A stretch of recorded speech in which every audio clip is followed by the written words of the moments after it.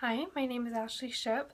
For my EDGE project at SUU, I decided to go to Thailand to teach English to kids ages 3 through 11. It was really just such an amazing experience. Well, first off, what the EDGE program is it's a program at SUU that is designed to cause students to gain experiences outside of the classroom. The engagement center that I personally went through was the Global Engagement Center, which specifically is about gaining experience outside the classroom in a global sense, outside of our country even. And so I went to Thailand. I flew there on May 5th, 2015. And when I first got there, we had about a week before classes started, so we did a lot of sightseeing and such. We went to Chiang Mai, which is a city in northern Thailand, and there we rode elephants and we got to see some really amazing things. We got to see the White Temple, which is a spectacular work of architecture. It's a Buddhist temple that's up there in Chiang Rai, actually, right next to Chiang Mai. After we were done in Chiang Mai, we headed down to Phichit. Phichit is a small agricultural town in central Thailand. That's where the school is that I taught at. So our first few days on the job were kind of interesting because, you're dealing with a lot of different things because there's cultural differences, but then there's also just being in a classroom for the first time, which is kind of terrifying. I spent most of my time with kindergarten, so I was like in a classroom with a bunch of 5-year-olds and whatnot, trying to figure out how to do that. I was teaching basic reading, so we were going over the letters and what sounds the letters make and writing the letters, things like that. But it was just such an amazing experience. Part of it is getting to be in a classroom. I'm an education major, and so ultimately I do plan on being in a classroom. I plan on teaching as a career, and so it was such an amazing opportunity to get to be in a classroom this early on, because a lot of times you don't get that opportunity until you're student teaching.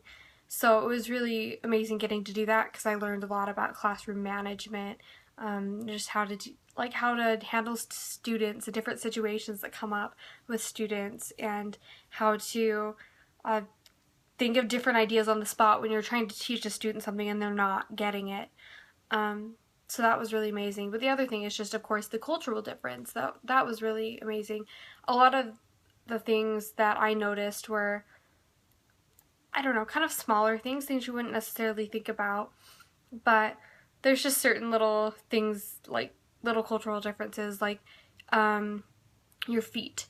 In Thai culture, feet, they're the lowest part of the body, and so it's very offensive to point to someone with your feet or to pick something up with your foot or anything like that. It's very, very, very offensive, and so it's very important not to do that. Also, the head is the highest part of your body, and so touching someone's head is telling them that they are beneath you, and so that also is very insulting. So those two things were something that you had to be aware of, and you think that those things wouldn't come up, but you'd be surprised how often you actually pick things up with your feet without even realizing it, or how often, like when you're with really little kids. I taught really small children. How often you just be like, oh, I'll just touch their head, that's not a big deal. We played Duck Duck Goose, and we had to tap each other's shoulders because you don't want to touch their head. That's insulting. And so it's interesting just how those little things come up into everyday life, really. Thai people are generally very quiet. They're very polite, and if they're offended, they're not gonna tell you. And so that was another thing that we kind of had to work through. As we're dealing with parents and stuff, if they were upset about something, they wouldn't tell me. They would go to the head of the school, and that's going to get us in trouble. And it was an interesting obstacle to have to kind of work through, just because they wouldn't tell you if they were offended about anything, which I feel like is a little bit different in our country. I feel like often there are parents that just get right up in your face if you're a teacher. But anyway, so that's really what stuck out to me as far as like cultural differences and stuff. But what stuck out to me the most was just how much we're the same, really. I mean, in my class, there's the teacher's pet, basically. It was Ching Ching. She's just adorable little 5-year-old. But she always wanted to have the most stars, and stars are what you would get for good behavior. She always had to have the most stars. She always had to answer all the questions right, and she definitely always had the most points. She was very smart. And then you have kids like D-Day. Yeah, his name's D-Day, and he was the class clown. He just would stay in his chair, he's a little troublemaker, whatever. But it's just, we have those same things in our country. We have, in each classroom, you have the teacher's pet, you have the class clown, you have the kids that, you know, are trying but they're not as bright as the other ones. You have the ones that frankly just don't care. I mean, and those are just human characteristics that just transcend borders, and I think that's really incredible to get to know that. And also, and this is with dealing with the parents again, with the parents, you know, they all love their kids and they want to do whatever they can to make sure that their kids succeed. And that's something else that I saw, you know, that I see in our country, and that I see as a similarity between the people of Thailand and the people here in our country. And I mean, it was such an amazing experience getting to go there and getting to explore the surrounding areas. I mean, I got the opportunity to go to Cambodia as well, and that was really incredible. The picture behind me actually is a painting that I bought there, and it's a painting of ruins that I actually went and saw. It's pretty much an exact replica of the ruins that I saw. So I saw a lot of ruins, and that was really cool. Just seeing the ruins of a civilization that it's no longer there. I mean, what's really interesting about Cambodia is that even just 40 years ago, they were in the midst of a horrible, horrible war. There was mass genocide. I mean, it was very, very bad, and that was just 40 years ago. That's not that long ago. It's fairly recent, actually. And you can still see that in the country. You can still see that in the way that the people are living their lives, that it's still a struggle to get over that. And it was a really humbling experience getting to be in Cambodia and see that, because really though, I mean, in our country, of course there are bad things that happen, and I'll never say that there aren't, but we don't have to live that way. We have things like minimum wage, which is not going to keep someone from living in poverty, but it'll keep hundreds of people from all living on streets doing nothing but begging all day because they have no other option.